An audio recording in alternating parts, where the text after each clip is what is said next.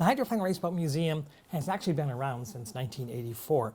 We are a typical 501c3 not-for-profit museum, just like any other museum that you know. And we have a collection of boats, we have a collection of engines, we have a collection of uniforms and trophies.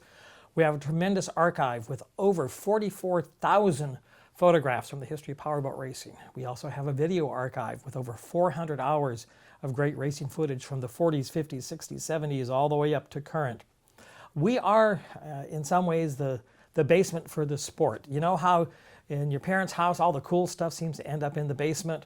Well, same thing here. When teams are done with their uniforms, are done with their trophies, or done with their boats, they end up coming here, and we save them for the future because powerboat racing has played a huge role in Seattle's history. In fact, powerboat racing was the first professional sport in Seattle. Long before the Seahawks, Sonics, Mariners, Sounders, or any of that, we had professional powerboat racing. It's something that we also all share in common.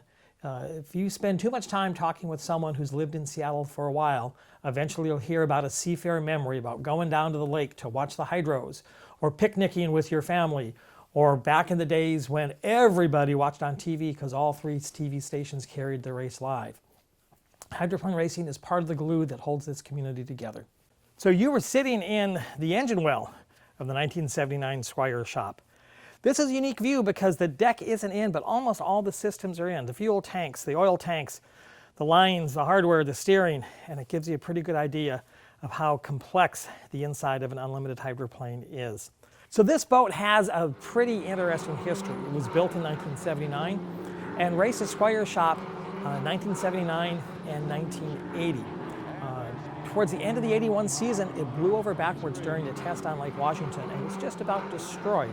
And this boat then was sold down the line and became a boat for some of the less well-funded teams. When we dug into this boat, it had unfortunately been sitting outside for the better part of 20 years.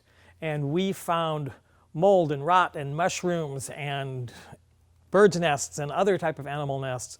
And we really had to start this restoration with a shovel. If you are of a certain age, the name Squire Shop immediately conjures up images of hanging around the mall during your teenage years, during your high school years, going in there and buying those really cool tight white shorts or those wide lapel blue polyester suits or whatever happened to be the latest craze in the 1970s and 1980s. Bob Stile put together a wonderful store called Squire Shop that was geared towards young people, and they love their fashion and they love their hydroplanes.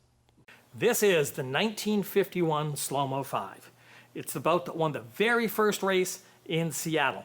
It's powered by a Rolls-Royce Merlin. It was designed by Ted Jones and built as a partnership between Ted Jones and Anker Jensen.